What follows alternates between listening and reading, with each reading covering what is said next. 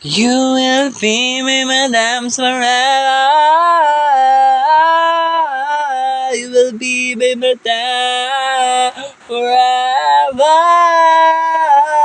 Book 4, ang bagong kabanata.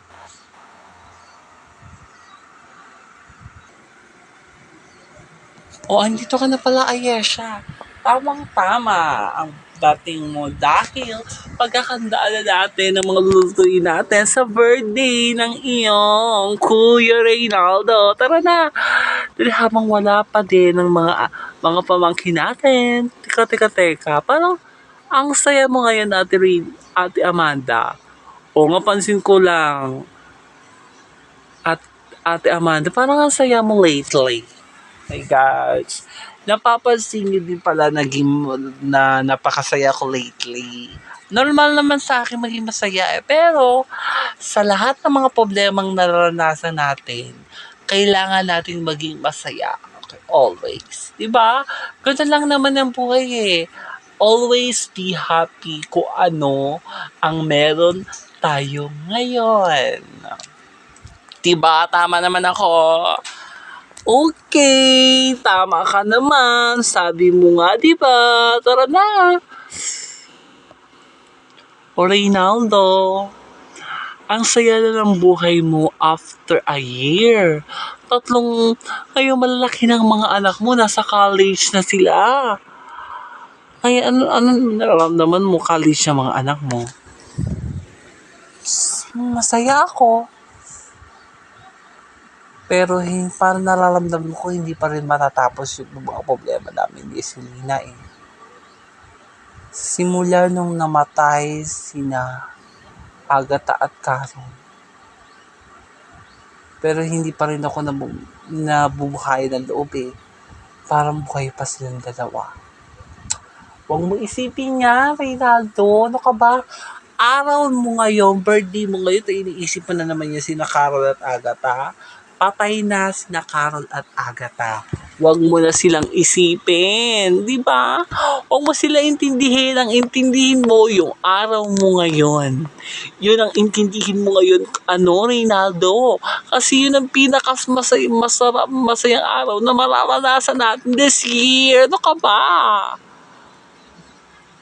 Thank you. Sa akin ka pa nagpapasalamat. Oo naman. I'm so very, very happy na maging friend tayong dalawa. Masaya ako na andyan ako bilang kaibigan mo, Reynaldo.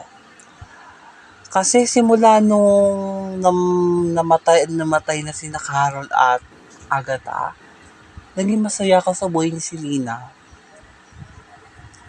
Kasi alam ko si Selena lang mahal mo at nagpapadimok ng puso mo. At yung mga anak mo. Pero wag mo na sila isipin. Ang isipin mo yung araw mo ngayon. Masaya ang araw mo dahil kaarawan mo. Agatha na. Bakit? Meron palang masayang birthday ni Reynaldo ngayong araw. Kailangan ko makita si Reynaldo. Agatha, gusto mo pa rin makita yung lalaki na yon? Gusto mo pa rin makita yung lalaki na yon? Hindi ka na ba nagtatanda sa ginawa nila sa'yo? Tapos gusto mo makipagkita pa sa kanya? Hindi na ako magpapakita sa kanya. Gusto ko lang makita yung dati kong asawa. Mahal ko si Reynaldo. Mahal ko si Reynaldo. Gusto ko siya makita. Agatha, hindi sa pinagbabawalan kitang makipagkita kay Reynaldo. Pero ang akin lang, kailangan mo muna magpagaling kasi hindi ka pa magaling at marami ka pang mga sugat na natamo mo sa malapit ka nang mamatay nung nakita kita. Kaya, kailangan mo magpagaling. kailangan mo magpagaling para sa oras na gumaling ka, masimulan na natin yung plano natin paghihigante sa mga kaparas at dyan sa magaling mong asawa. Kaya ikaw, magpagaling ka na at wag mong iisipan na tumakas. Dahil sa oras na tumakas ka, hindi ka na ulit makakabalik sa poder ko at hindi ka makakahingi ng kahit katiting na tulong mula sa akin. Hindi kita ninatakot, anak. Sinasabi ko lang sa'yo kung ano ang kaya kong gawin. At marami pa akong kayang gawin sa oras na sawayin mo ko sa lahat ng mga sinasabi ko. Naiintindihan mo ba ako? Opo. Oh. Pero wala si Kiray at saka si Rox. Tatlo lang kayo. Di ba? Di ba magkakausap kayo kanina, ate? Oo, kausap ko si Kiray at saka si Roxy. Sabay silang pumasok sa kwaso nila. Pero hindi ko pa rin sila nakikita dito. Anong oras na? Kailangan na natin umuwi dahil birthday celebration ni Papa ngayon.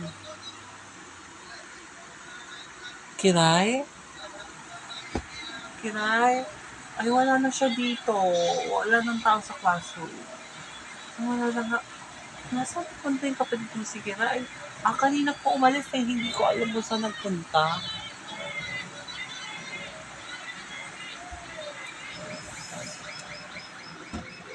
Oh my gosh!